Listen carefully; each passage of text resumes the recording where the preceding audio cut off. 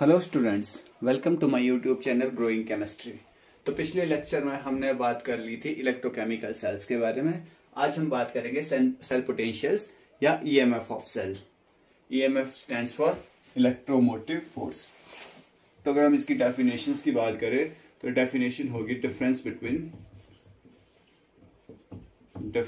Between potential of cathode and anode. So difference between potential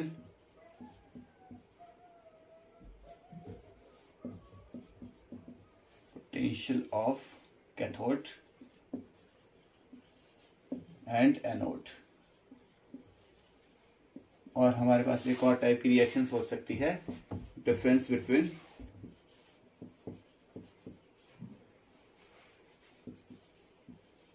reduction electrode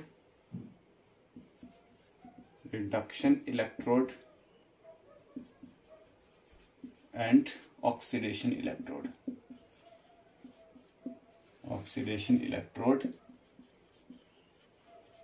is called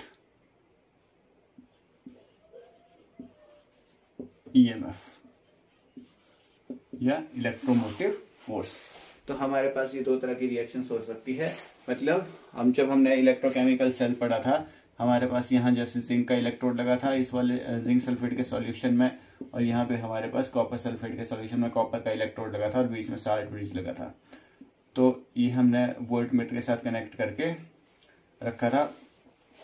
तो जो ये वाला part हमारे पास है, ये हमारे पास एनोड का पार्ट है, ये हमारे पास कैथोड का पार्ट है। यहाँ पर हमारे पास रिडक्शन हो रही थी और यहाँ पर हमारे पास ऑक्सीडेशन हो रही थी। तो इस वाले इलेक्ट्रोड और इस वाले इलेक्ट्रोड का जो पोटेंशियल होता है, जो पोटेंशियल डिफरेंस है, उसको हम कहते हैं ईएमएफ ऑफ सेल या सेल पोटेंशियल्स। अगर हम बात करें ईएमएफ ऑफ सेल या ई सेल निकालने के फॉर्मूले की, तो वो हमारे पास होता है E cell is equal to E cathode minus E anode. या हमारे पास हम इसको कह सकते हैं ई कैथोड पे हमारे पास हो रही है रिडक्शन, तो ई रिडक्शन माइनस ई ऑक्सीडेशन। हम यही फॉर्मूला फॉलो करेंगे, वो इसलिए ताकि हमारे पास जो ई सेल है, जो सेल का पोटेंशियल है, वो पॉजिटिव आए। विच मीन्स दैट हमने पिछले लेक्चर्स में पढ़ा था कि जो हमारे पास जिंक का इलेक्ट्रोड है, इसका ये जिंक आयन छोड़ के सॉल्यूशन में भेज देता है और इसके ऊपर इलेक्ट्रॉन्स रह जाते हैं। तो यहाँ पे हमारे पास जो इसका जिंक का पोटेंशियल होता है वो हमेशा ही नेगेटिव होगा, और जो कॉपर डाई पॉजिटिव वो सॉल्यूशन को छोड़ के इलेक्ट्रोड पे आ जाते हैं। तो इस वाले इलेक्ट्रोड का जो हमारे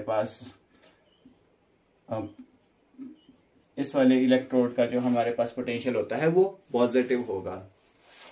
तो हम जब इस जहां पे रिडक्शन हो रही है, इसका पोटेंशियल तो हमारे पास पॉजिटिव होगा। जब हम इसमें से माइनस करेंगे, ये इसका पोटेंशियल भी नेगेटिव होगा। तो हमारे पास माइनस माइनस प्लस हो जाता है, तो पूरा का ओवरऑल जो हमारे पास पोटेंशियल आता है वो पॉजिटिव आता है। तो हम चाहेंगे कि हमारे पास जो पोटेंशियल हो वो पॉजिटिव आए, इसलिए हम इस फॉर्मूले को हमेशा ही फॉलो करते हैं। अगर हम बात करें सेल रिप्रेजेंटेशंस की,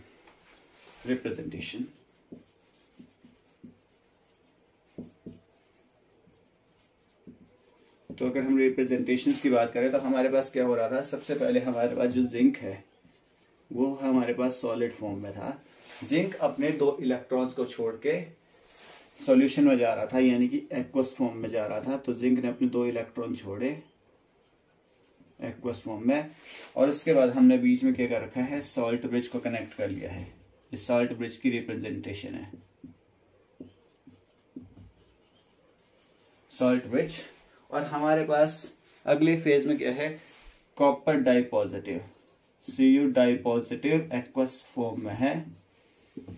ये जिंक के छोड़े हुए इलेक्ट्रॉन्स को एक्सेप्ट करता है और कॉपर सॉलिड फॉर्म में आ जाता है। मतलब यहाँ पे ये रिड्यूस हो जाता है। अगर हम बात करें तो यहाँ पर ये एनोड है, ये हमारे पास कैथोड है। यहाँ पे हमारे पास रिडक्शन हो रही है और यहाँ पर हमारे पास होती है ऑक्सीडेशन। तो ये हमारे पास सेल की रिप्रेजेंटेशन हुई। आगे हम बात करेंगे सॉल्ट ब्रिज की। तो जो हमारे पास सॉल्ट ब्रिज होता है, salt bridge contain always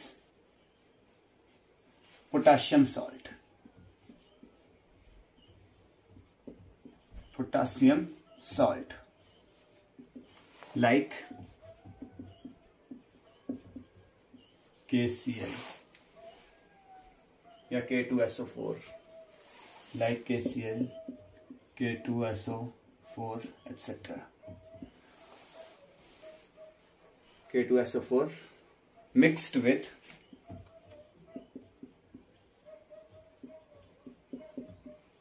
gelatin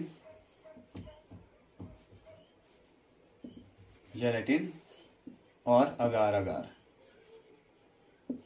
अगार पेस्ट या solution.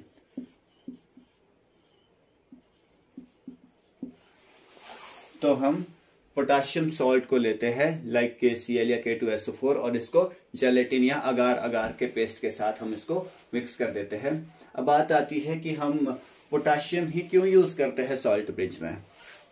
Why use potassium? Because potassium is highly reactive.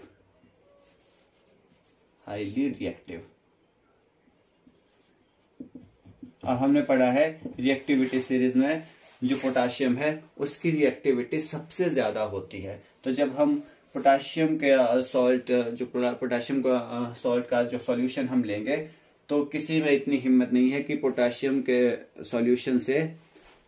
Salt के सॉल्यूशन से उसको डिस्प्लेस कर सके। तो जब हम ये हाईली रिएक्टिव होगा तो उसको कोई भी रिप्लेस नहीं कर पाएगा। So they do not participate any cell reactions. So potassium they do not participate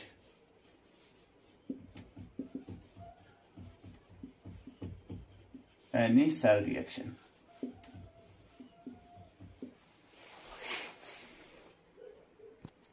अगर हम बात करें कि सॉल्ट ब्रिज करता क्या है तो इसका जो काम होता है इट इनिशिएट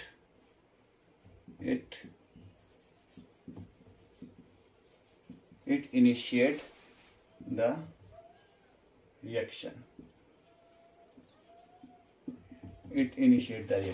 मतलब ये रिएक्शन को इनिशिएट करता है and it maintain neutrality of cell.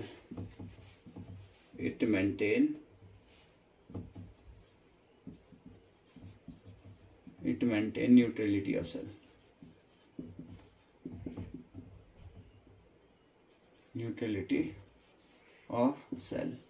मतलब ये इलेक्ट्रोड के ऊपर चार्ज एक्यूमुलेशन को स्टॉप कर देता है। हमने देखा है कि जिंक से इलेक्ट्रॉन्स कॉपर की तरफ ट्रांसफर होते हैं। ठीक है, जिंक से कॉपर की तरफ इलेक्ट्रॉन ट्रांसफर हो गए तो अगर यहाँ से सारे इलेक्ट्रॉन जाते रहेंगे तो यहाँ पर जो जिंक का हमारे पास जो इलेक्ट्रोड है वो पतला हो जाएगा और ये कॉपर का जो इलेक्ट्रोड है ये थोड़ा सा मोटा होना शुरू हो जाएगा। तो ये नेट चार्ज अकोमुलेशंस को स्टॉप करता है। तो ये होता है हमारे पास सॉल्ट ब्रिज की वर्किंग। आज के लेक्चर में इतना ही। कल हम बात करेंगे स्टैंडर्ड हाइड्रोजन इलेक्ट्रोड के बारे में। अगर वीडियो अच्छा लगे तो वीडियो को कीजिए लाइक एंड शेयर और चैनल को कीजिए सब्सक्राइब।